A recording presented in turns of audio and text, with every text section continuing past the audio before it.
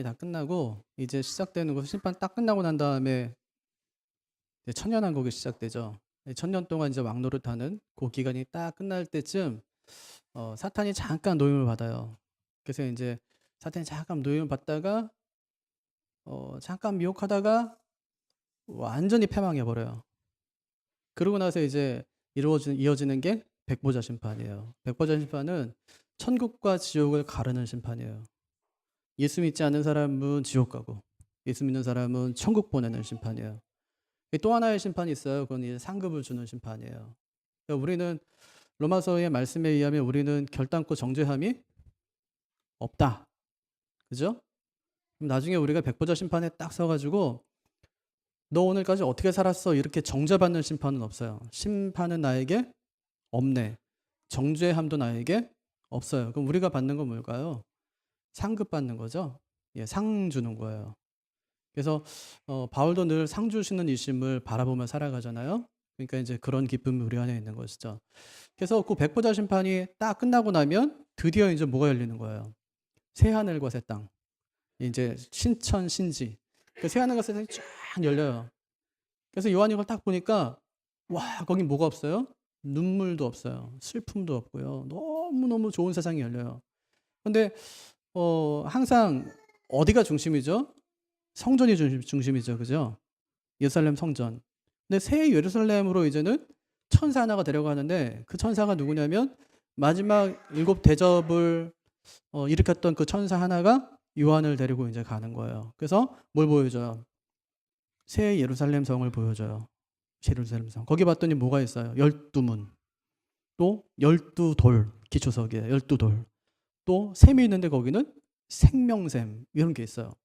그 엄청나게 좋은 것들을 쫙 보고 와요. 그러니까 그 딱 보고 왔으니까 뭐라고 외쳐야 돼요? 마라나타. 그죠? 주님께서 딱 말씀하실 때 내가 진실로 속히 오리라 이렇게 말씀하니까 마라나타 주 예수여 어서 오시옵소서 하고 계시록이 딱 끝나요. 이제 그것만 남은 거예요. 이제는 천년 왕국부터 시작해가지고 마라나타까지 이제 그것만 이제 쫙 남은 거니까 이제 심판은 오늘로 끝나는 거예요. 완전히 이제 끝나고 이제는 새로운 시대가 열릴 것을 예고하는 것을 볼 수 있어요. 그런데 이제 오늘 말씀해 보니까 뭘로 이제 계속 반복해서 말씀하냐면 할렐루야. 할렐루야래요. 할렐루야가 무슨 뜻이죠? 하나님을 찬양하라 이런 뜻이잖아요. 그래서 우리도 뭐 사실 시도 때도 없이 우리 할렐루야 많이 하는 것 같아요. 친구 오랜만에 만나면 뭐라고 인사해요?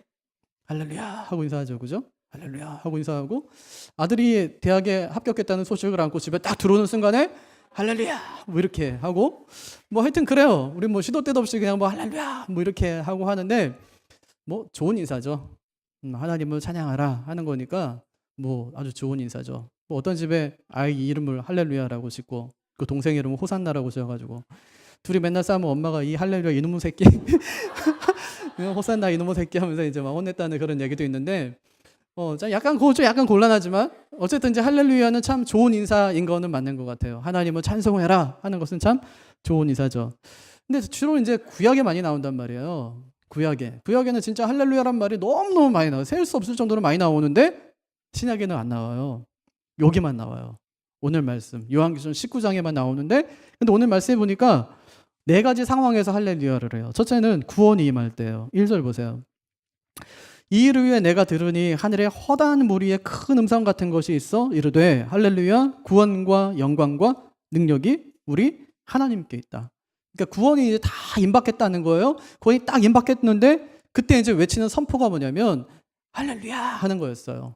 그럼 우리 이제 오늘 저녁에 죽어야 돼요. 우리가 만약에 사람이 뭐 죽을 때가 되면 이제 감이 온다면서요. 저희 뭐 할머니 돌아가시고 고모할머니 저희 집에서 돌아가셨는데 그때 보니까 아시는 것 같더라고요. 하늘문이 열렸어 그렇게 말씀하세요. 나를 데리러 천사가 오네 하면서 고모할머니 진짜 그러고 돌아가셨어요. 하늘문이 열렸다면서 그리고 나를 데리러 천사가 오네 하면서 돌아가셨거든요. 그러니까 사람이 보통 이제 죽을 때는 감이 있대요. 우리는 뭐 이제 하나님 나라에 가는 사람들이기 때문에 하나님께서 그때 알려주시나 봐요.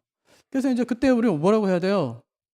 좀만 더요. 좀만 더 살아야 돼요. 그게 아니고 하나님께서 만약에 그런 마음을 나에게 주시면 할렐루야 하고 그 나라에 들어가기를 소망하고 마치 기다렸다는 듯이 그렇게 가야지 그 나라가 맞는 거잖아요.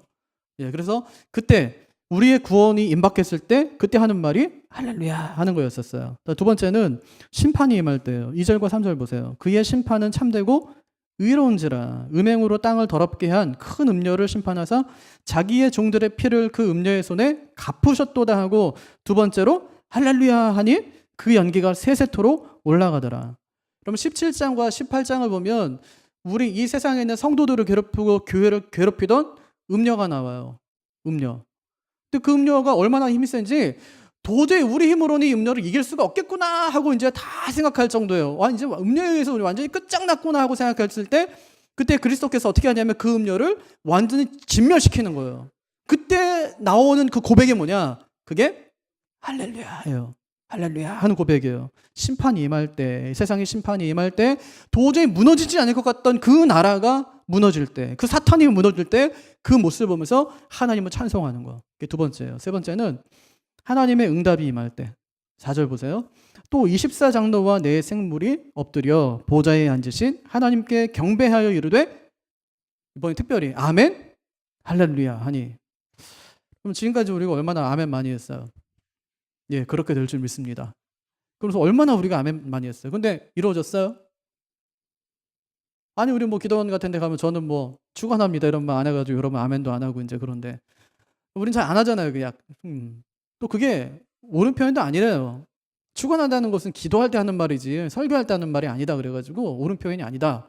그래서 뭐 정정해야 된다 이런 표현인데 어쨌든지 간에 이제 설교를 같이 호흡하자는 의미에서 이제 목사님들이 주로 뭐 축원합니다 이러면은 아멘 뭐 이렇게 한단 말이에요. 부자 되시기 원합니다 이러면 우리는 자동적으로 아멘 막 이러고 이제 그런단 말이에요. 아이들도 뭐 좋은 대학 가서 뭐 좋은 직장 가기를 원합니다 뭐 바랍니다 이러면 아멘하고 한단 말이에요. 그런데 아멘하는 것이 다 이루어지질 않아요. 얼마나 기도 많이 했어요? 소원도 많이 하고요. 그러면서 기도 끝에는 항상 우리가 아멘 하는데 다 이루어지지 않았어요.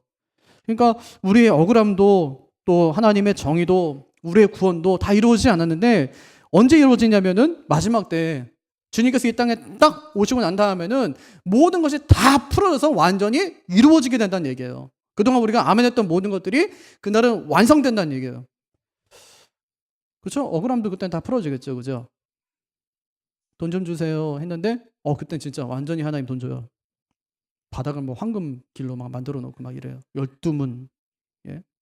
진주문으로. 진주 하늘로 된 문이에요. 그게 또 하늘로. 그게 뭐 남대문만 할까요? 더 크겠죠. 그죠? 하늘로 된 막 그런 문. 막 이런 거 하나님께서 주시니까 뭐 돈 문제, 거긴 눈물도 없고 슬픔도 없고 아픔도 없으니까 건강 문제 뭐 다 하나님께서 해결해 주시는 거예요. 그러니까 모든 것이 한 번에 완전히 다 풀어져요, 그냥. 그때 하는 게 뭐예요? 아멘, 할렐루야. 그동안 하나님께서 내 기도 다 들으신 것을 믿습니다. 아멘. 그리고 하나님을 찬송합니다. 할렐루야. 하고 그날은 이제 그렇게 하나님 앞에 한다는 거예요. 네 번째는 승리와 통치가 임할 때, 6절. 또 내가 들으니 허다한 무리의 음성과도 같고 많은 물소리와도 같고 큰 우레소리와도 같은 소리로 이르되 할렐루야 우리 하나님 곧 전능하신 이가 통치하시도다. 우리는 큰 그림을 가지고 있나요? 인생에 대해서? 그럴 수 있죠. 제가 아는 목사님도 이제 사모님 만나 이제 결혼 좀 해야 되는데 만나는 사람마다 그쪽에서 마음에 안 들지 내가 마음에 안 들지만 교수님 자꾸 안 되는 거예요. 목사 말씀 받아야 되는데 그래서 마침 또 소개받은 그 자매가 있는데 이 목사님은 큰 그림을 그렸어요. 이렇게 하면은 이 자매와 결혼할 수 있겠구나 이러면서 큰 그림을 그리고 그때 그 뭐죠? 옛날에 PD예요? 뭐예요? 이렇게 뭐 이렇게 보는 거. 옛날에 뭐 그런 거 있었잖아요. 10년 전에 그런 거. 50만 원짜리 갑자기 사오더니 그 사모님 두 번째 만났는데 그걸 다 선물하더라고요. 진짜 우리 깜짝 놀랐어요. 이야, 그래 되냐면서 그랬더니 아니 근데 그 사모님이 그걸 이제 딱 받아들고 안 만나줬어요. 그걸 받았으면은 받지를 말던가? 받았으면은 만나줘야 되는데 다시 만나자고 해도 자꾸 안 만나주는 거예요. 그거는 받았고 또 어머니하고는 둘이 이제 좀 이렇게 같은 지역에 살다 보니까 서로 이제 아신단 말이에요. 그러니까 어머니들끼리는 통화를 계속 하시면서 둘이 이제 결혼했으면 좋겠다 이러는데 그 사모님은 전화도 안 받고 이제 PDA만 가진 거예요.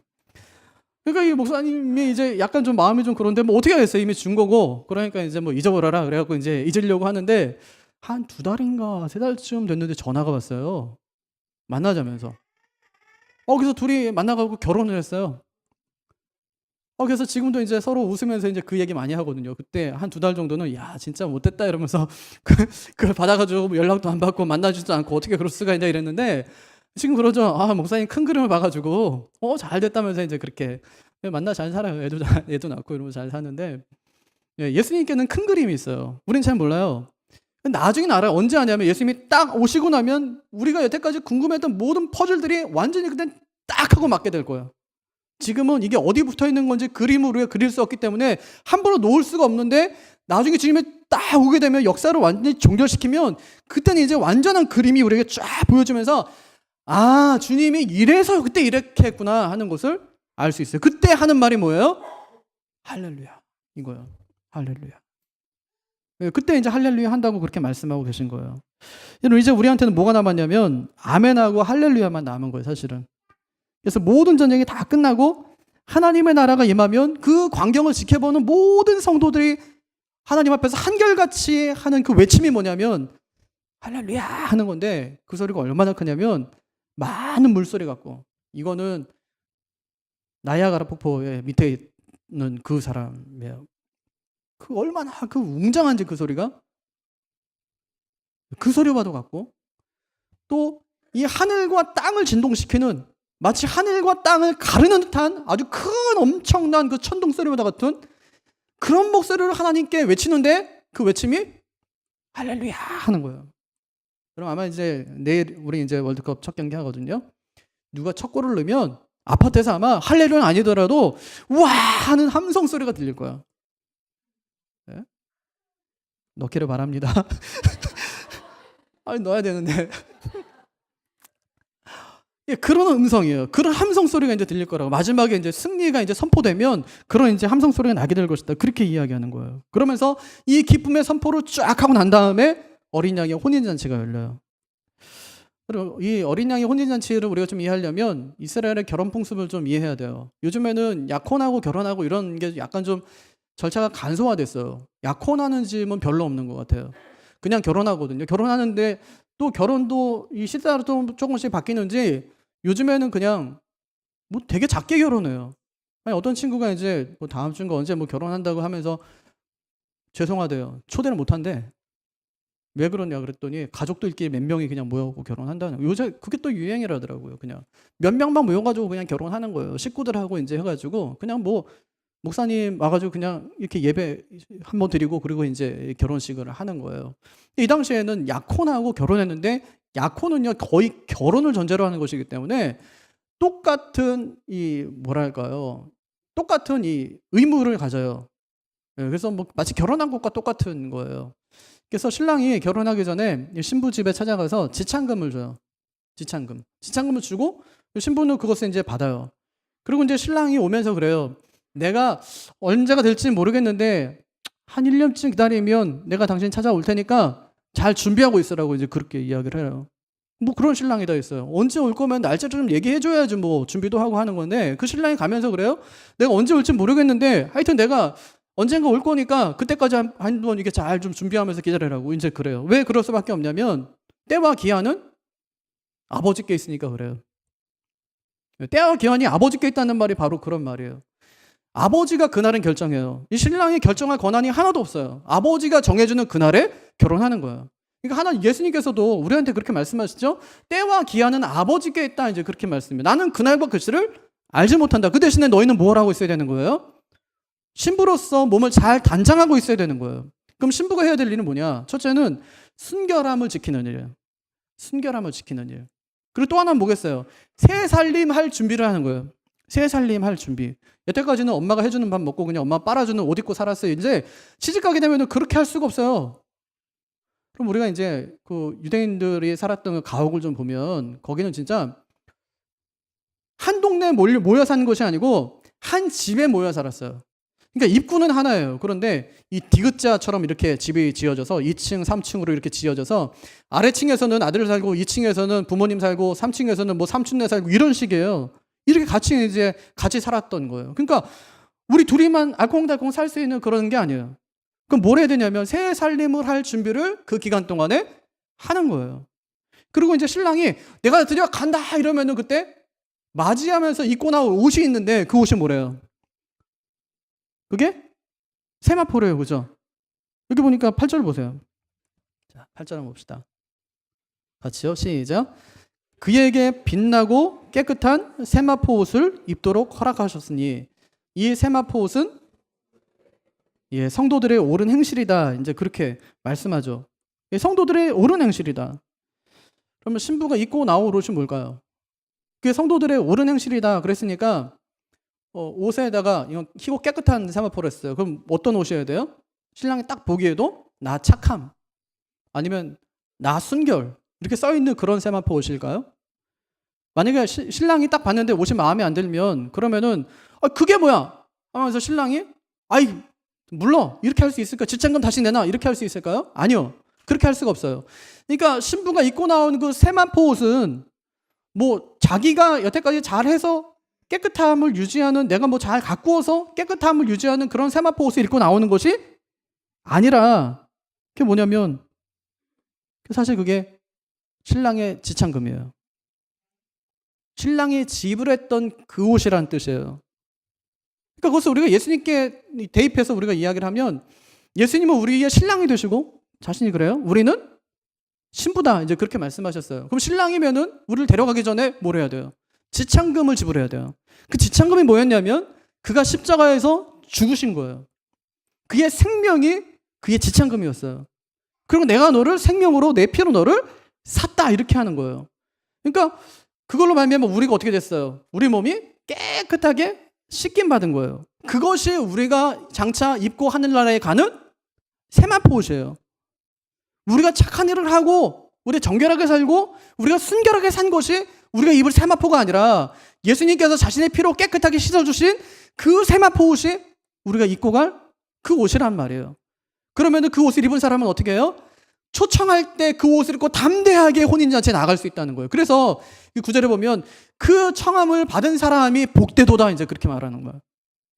그 세마포 옷을 받은 사람, 세마포 옷이 주어진 사람이 복되다 이제 그렇게 말씀하는 거예요. 그러니까 저와 여러분은 얼마나 복된 사람이냐고요. 진짜 얼마나 복된 사람이에요. 그럼 누가 복된 사람이죠? 시편 1편에 보니까 사람 잘 만나는 사람이 복된 사람이에요. 복 있는 사람은 쉽게 얘기하면 사람 잘 만나는 사람이다. 그런 말 하는 거예요. 주인 만나지 않고 악인 만나지 않고 오만한 자 만나지 않고 그런 사람이 이제 복된 사람이다 이렇게 얘기하는데 성경적으로 하면 신랑 잘 만나는 사람이 진짜 복 있는 사람이에요. 맞죠? 그죠? 살아보니까 그렇잖아요? 살아보니까 신랑 잘 만나는 것만큼 복이 어디 있어요? 진짜 이 땅에서도 그런데 우리가 진짜 신랑 잘 만나는 것은 아주 큰 복이에요. 사실 우리는 주님이 이제 올라오라고 하는 그 한마디를 듣기 위해서 신앙생활하는 사람들이에요. 뭐 신앙생활 다른 거 있나요? 주님께서 이제 올라오라 이 말 한마디 들으려고 주님 앞에서 열심히 우리가 신앙생활 하는 거라고요. 만약 그 음성을 듣는다면 우리도 어떤 소리를 할까 우리는? 뭐 천둥과 같은 소리를 할까요? 아니면 저 많은 물소리처럼 막 어마어마한 그런 소리를 할까요? 주님께서 올라오라 이러면 아멘 할렐루야 하고 하나님께 올라가야 돼요. 그 준비를 잘하는 게 누구라고요? 그게 신부라는 거예요. 그 신부.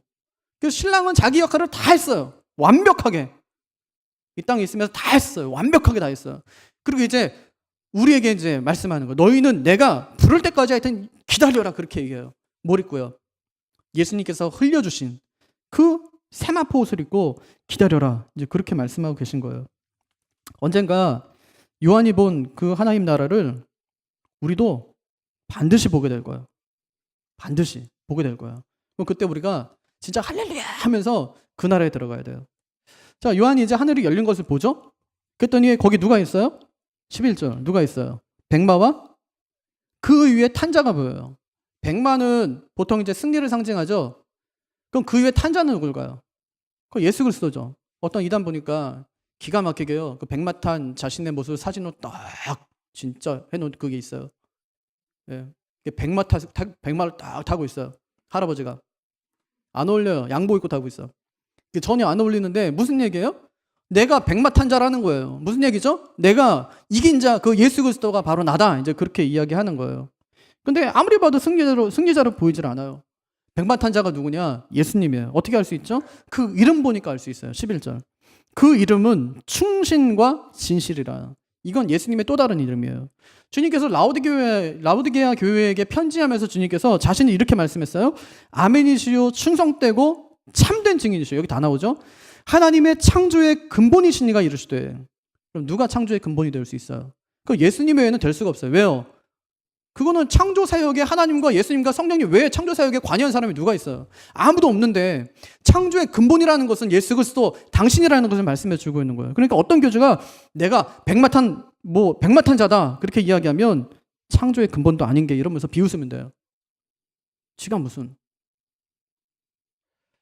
근데 그가 어떻게 하죠? 공의로 심판하며 싸운다 그렇게 얘기해요. 그러니까 이것만 봐도 이제 이단은 아니에요. 이단 교주는 아니에요. 왜냐? 공의롭지가 않아요. 공의롭지가 않아요. 자꾸만 숨겨요. 공의롭다는 건 드러내는 거거든요. 공의는 드러내줘요. 그냥 가만히 있어도 드러나요. 진실이 그렇다잖아요. 뭐 억울한 일 있으면 그냥 가만히 있으래요. 나중에 다 드러난다고. 다 드러난대요, 진짜로. 다 드러나요, 그리고.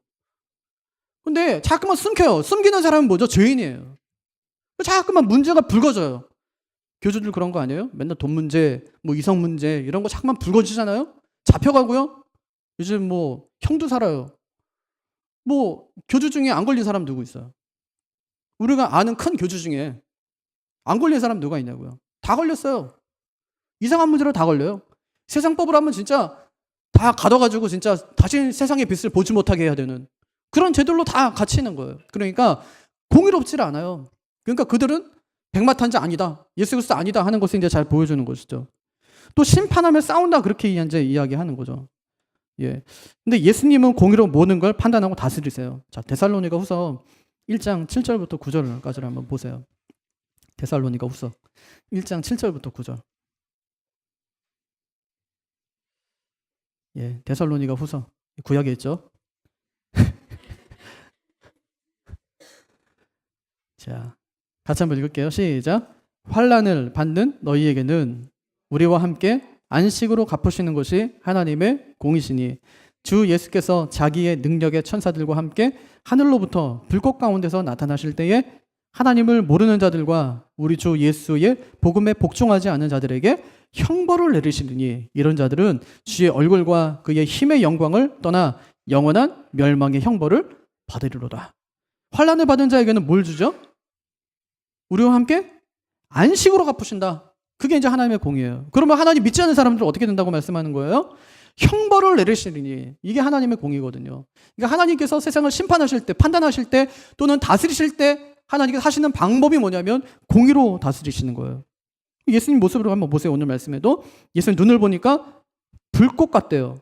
이거는 세상을 감찰하시는 예수님의 눈이에요. 또요, 그의 머리에는 많은 면류관이 있다 이제 그렇게 말씀했어요. 또 이름 쓴 것이 하나 있으니 자기밖에 아는 자가 없다. 왜 자기밖에 아는 자가 없어요? 주님의 존재가 너무 영광스럽기 때문에 그 이름을, 그 영광을 읽어낼 사람이 세상에 한 사람도 없는 거예요. 그래서 어떤 피조물도 우리 주님을 완전하게 다 알 수 없어요. 우리가 예수님을 안다고요? 아예 하나님은 그런 분 아니야. 누가 그래요? 우리 종종 그러죠. 야, 아예 하나님은 그런 분 아니야. 그렇게 말하면 안 돼요. 하나님 그런 분이면 어떻게 하실래요? 하나님 못 하시는 게 있나요? 하나님 다 하실 수 있는데. 그럴 수도 있어요. 어려움 당하면 그럴 수도 있죠. 어려울 수 있죠. 뭐 다 잘 돼야 돼요, 인생이? 뭐 안 아파야 돼요, 다? 그런 것도 아니에요. 사업하면 다 잘 돼야 돼요. 기도했기 때문에 왜 안 되냐고요? 안 될 수도 있어요. 기도했는데 안 될 수 있어요. 기도했는데 병이 안 고쳐질 수도 있어요. 그리고 기도하다가 아픈데 진짜 기도하다가 죽으면 그게 응답이에요. 그게 완전히 고쳐주신 거니까. 그러니까 우리는 우리 뜻대로 생각대로 하나님께서 역사하지 않을 수도 있어요. 우린 뭐냐면 피조물이에요. 그냥 우리는 하나님의 뜻을 다 알지 못한다고요. 마지막에 하나님께서 주님이 딱 오시면 그제서야 모든 퍼즐이 쫙 맞춰지면서 그래서 하나님께서 그때 이렇게 하신 거구나 하고 알 수밖에 없는 존재라고요. 그 전까지는 어떻게 해야 돼요? 하나님을 철저히 신뢰하면서 그분 말씀에 복종하며 살아가는 것이 우리 인생이어야 된다고 말씀하고 계신 거예요. 자, 그 다음에 또 보세요. 13절. 그가 그가 피 뿌린 옷을 입었는데 그 이름은 하나님의 말씀이라 칭하더라. 무슨 옷을 입었다고요? 피 뿌린 옷. 피가 여기서 뿌렸다는 것은 적셨다는 얘기예요. 적셨다. 피가 적셔진 옷. 그 예수님의 옷은 이 피로 적셔진 옷이에요. 그 옷을 주님께서 입으셨어요. 그것이 우리를 위한 주님의 흔적이죠. 죽음의 흔적. 근데 그 이름이 뭐래요? 하나님의 말씀이라. 딱 갑자기 생각나는 구절 하나가 있죠. 요한복음 1장에 말씀이 육신이 되어 우리 가운데 거하심에. 그분이 예수 그리스도세요. 예수님이 그 말씀이심을 증거하고 있는 거예요. 근데 누가 그 예수님을 따르는지 한번 보세요. 누가 그 예수님을 따라요? 14절. 하늘에 있는 군대. 그건 누굴까요? 우리 보통 생각하기를 요건 천사구나 할 수 있어요. 근데 때로 하늘에 있는 군대를 우리 성도들로 표현할 때도 있어요. 우리 대장 되신 구주 예수 나 주님의 뒤따르면 누가 당할 son가? 주님의 군대. 그죠? 그 군대는 누구예요? 우리라고요. 우리. 자, 19절에도 보면 짐승과 세상의 왕들과 그 군대들이 흰말을 타신 분과 그 군대에 대항해서 싸우려고 모여있는 것을 보는데 이건 천사로 보기보다는 성도로 보는 게 맞아요. 그러면 깨끗한 세마포로 옷을 입었단 말이에요. 그가 주님의 군대예요. 그러면 주님과 함께 진짜 나가서 악한 세력과 그 마귀의 세력과 마귀의 군대와 함께 싸웠단 얘기냐? 아니, 그런 게 아니라 이것은 하나의 원리를 가르쳐 주는 거예요. 우리가 누구 뒤에 서 있는 사람들이냐? 주님 뒤에 서 있는 사람들이다. 그럼 우리가 나가 싸울 필요가 있냐? 싸울 필요가 전혀 없다. 왜? 우리 대장 되신 구주 예수 그리스도께서 이미 다 이기셨기 때문에 우리는 함께 승리를 즐기면 되는 사람들이다. 싸울 필요 없어요. 이 영적인 싸움은 내가 싸워서 이기는 싸움이 아니기 때문에 누가 싸워서 이기냐? 우리 주님이 싸워서 이기는 싸움이에요. 우리 이긴 싸움을 가지고 살아가는 사람들이거든요. 이미 우리에게는 승리가 보장돼 있어요. 그럼 우리는 뭐냐? 아직까지 결말이 다 드러나지 않고 완성되지 않았기 때문에 그때까지 지금 우리가 치열하게 싸우면서 살아가는 것처럼 보이지만 결국 우리의 싸움은 이미 이겨놓은 싸움이에요. 우리의 삶이 이미 이겨놓은 삶이라고요. 그럼 어떻게 살면 돼요? 주님 의지하면서 하루하루 살아가면 돼요. 그러니까 이 말세의 종말의 성도들이 아까도 우리가 살펴본 것처럼 진짜 그 음녀의 세력 너무너무 세가지고 저 음녀에게는 우리가 완전히 당할 수가 없겠구나 했는데 그때 주님께서 그 음녀의 세력을 한순간에 그냥 확 하고 무너뜨려 버린다고 했잖아요. 그제서야 우리는 그 모습을 보면서 할렐루야 하는데 그럴 필요 없다는 거야. 이미 주님께서 다 이겨놓으셨으니까 어떤 상황이 와도 주님 의지하면서 할렐루야 외치며 살아가면 된다. 그렇게 말씀하시는 것이죠. 그런데 그 백마탄 자가 하는 일이 뭐래요? 15절. 그의 입에서 예리한 검이 나와 만국을 치고, 이건 심판한다는 얘기거든요. 그들을 철장으로 다스릴 것이라. 다스린다는 말은 이제 보살핀다. 이제 그런 말씀인데 예수님이 하신 일 두 가지래요. 첫째, 구원하고 둘째, 돌보는 일. 우리를 구원하고 돌보는 일. 그게 이제 우리 주님이 하신 일이에요. 그리고 진노의 포도주 틀을 밟는 것도 심판을 상징하는데 그 밟는 다리에 주님의 이름이 써 있다고 그랬잖아요. 16절 뭐라고 써있대요? 막 진노의 포도 틀을 밟는데 그 다리에 이름이 써있어. 그 이름이 뭐래요? 만왕의 왕이요? 만주의 주라. 이제 그렇게 얘기하죠. 이 세상의 주관자가 되시는 분이 예수님이시다 하는 것을 선포하고 있는 거예요. 그리고 또 요한이 이제 한 천사가 태양 안에 서서요. 태양 안에 서서. 그렇죠? 태양 안에 서서 이제 새들에게 이제 말씀을 선포하는 거예요. 새들. 하늘을 날아가는 새들에게 말씀을 선포하는데 17절 하반절 한번 보세요. 18절까지. 하나님의 큰 잔치에 모여 왕들의 살과 장군들의 살과 장사들의 살과 말들과 그것을 탄 자들의 살과 자유인들이나 종들이나 작은 자나 큰 자나 모든 자의 살을 먹으라 그렇게 말하잖아요. 새들에게 모든 자의 살을 가서 먹어라 이렇게 얘기하는데 마태복음 24장에 보면은 진짜 말세에 예수님의 재림 때에 큰 사륙이 있을 것이다 그렇게 말씀해요. 진짜 하나님이 그러면은 진짜 새들은 막 모으고 나서 사람들의 시체를 다 쪼아 먹게 할까요? 상징이죠. 그만큼 심판이 끔찍할 거라는 거예요. 그만큼 심판이 엄청나게 끔찍할 거라는 거예요. 베드로후서 3장 10절. 그러나 주의 날이 도둑같이 오리니 그날에는 하늘이 큰 소리로 떠나가고 하늘이 큰 소리로 떠나가고는 사라진단 말이에요. 하늘이 사라져요. 물질이 뜨거운 불에 풀어지고 원소들이요 불에 다 녹아서 없어져 버려요. 세상을 구성하고 있는 모든 원소들 이것이 불에 다 녹아버리고 땅과 그 중에 이건 땅과 그 안에 이런 뜻이에요. 땅과 그 안에 있는 모든 일이 다 드러나게 될 것이다. 그렇게 말씀하시거든요. 그러니까 그러고 나서야 천년왕국이 시작되고 그 다음에 사탄의 권세가 완전히 괴멸되고 천국과 지옥을 가른 일이 생긴 다음에 새하늘과 새 땅이 펼쳐지면서 그 중심에 하나님의 성전을 보고 그 성전을 본 사람들이 아멘 주 예수여 어서 오시옵소서 하는 그런 고백이 일어날 것이라는 것을 말씀해 주고 있는 거예요. 계속. 예.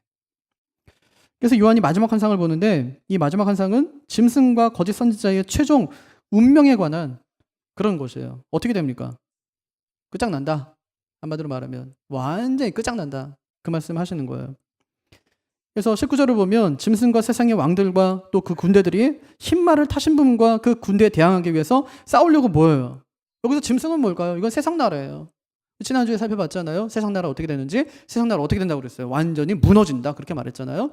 그러니까 주님과 주님의 군대에 의해서 세상 나라가 다 진멸되고 말 것이다. 지금도 세상과 교회는 항상 싸움이죠. 계속 싸움이 일어나요. 어찌 보면 지금은 세상에 교회가 막 밀리는 형국이에요. 교회가 별로 힘이 없어요. 뭐만 하면은 욕해요. 뭐만 하면 욕해요. 좋은 일 하는데도 욕먹어. 교회가 하면은 싫어요, 그렇게. 교회가 왜 이렇게 힘이 없나, 이렇게 생각할 수 있잖아요. 근데 마지막에 결국은 교회는 승리하고 세상 나라는 멸망할 것이라는 것을 말씀해 주고 있어요. 그래서 20절에 전쟁의 결과 짐승이 잡히고 그 앞에서 표적을 행하던 거짓 선지자도 함께 잡혀가요. 그가 누구래요? 20절. 짐승의 표를 받고 그의 우상에게 경배하는 자들을 표적으로 미혹하던 자이다. 이제 그렇게 얘기했죠. 잡혀서 어떻게 되죠? 20절. 이 둘이 산채로 유황불 붙는 못에 던져진다. 그러니까 이제 끝난다. 이제 그런 말씀을 하고 있는 거예요. 그래서 마지막으로 이제 예수님께서 예수님의 입에서 나오는 말씀, 그 검 있잖아요. 검. 그것에 의해서 나머지 존재들이 다 죽는다. 이제 대장들은 그렇게 이제 없어지고 나머지 쫄개들 있잖아요. 쫄개들은 어떻게 되냐면 예수님의 입에서 나오는 검. 그게 뭐예요? 말씀이죠. 그죠? 예수님께서 시험을 이기실 때 하셨던 말씀 있잖아요. 사람이 떡으로만 살 것이 아니라 하나님의 입에서 나오는 모든 말씀으로 살 것이니라. 그 말씀으로 모든 졸개들은 이제 다 멸망당한다. 그렇게 말씀하신 거예요. 여러분, 하나님은요, 직진이에요. 돌아가는 게 없어요. 하나님은 자기가 계획한 대로, 계획한 목표를 향해서 직진만 하시는 분이세요. 계속 자기 일을 이루어 가시는 거예요. 그럼 우리가 어떻게 살아야 돼요? 그 말씀 붙들고 주님의 군대가 되어서 주님의 뒤에서 주님을 뒤따르며 살아가는 사람이 돼야 돼요. 그럼 우리 앞에는 뭐가 있을까요? 뭐가 펼쳐져요? 천년 왕국이 펼쳐지고 새하늘과 새 땅이 펼쳐지고 새 예루살렘 성이 펼쳐져요. 거기서 뭐 할 거예요? 하나님을 찬송하는 거야.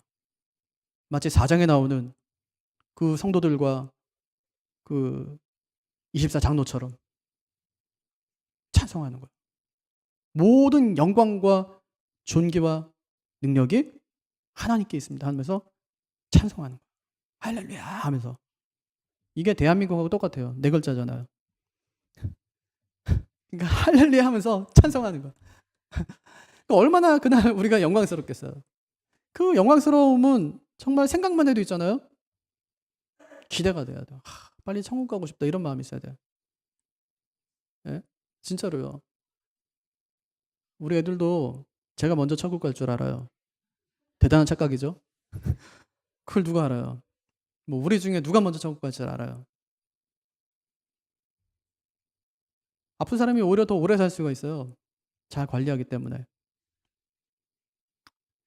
그러니까 언제 갈지 몰라요. 그러니까 우리가 예수님께서 말씀하시기를 잘 준비하고 있어. 근데 나는 그날과 그 시를 알지 못한다. 그렇게 말씀하시죠. 그날과 그 시는 오직 아버지만 알 수 있어. 잘 준비하고 계셔요. 뭐 있고요? 예수님이 적셔 놓은 그 예수님이 피 묻은 그 세마포 옷을 입고 주님께서 언제라도 올라오라 이렇게 말씀하시면 할렐루야 하고 올라갈 수 있는 그 준비. 그 준비가 성도가 해야 될 준비다. 그렇게 말씀하신 거예요. 이 말씀 붙들고 한 주간 살아가면서 그 힘으로 살아가실 수 있기를 바라요. 예수 생명, 예수 보혈 그 능력으로 살아갈 수 있는 저와 여러분이 되시기를 바랍니다.